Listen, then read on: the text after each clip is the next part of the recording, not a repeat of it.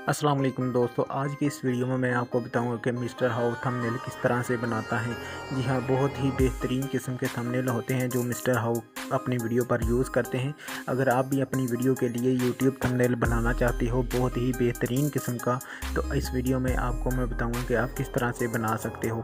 अगर आपने पूरी वीडियो देखनी है तो उसका लिंक मैं नीचे पिन कर दूंगा, आप वहां से जाकर वीडियो देख सकते हो। बहुत ही आसान तरीके के साथ मैंने बताया है कि किस तरह से आप बेहतरीन किस्म का यूट्यूब थंबनेल बना सकते हो एक बेहतरीन सॉफ्टवेयर की मदद से। जी हाँ, बहुत ही आसान तरीका है।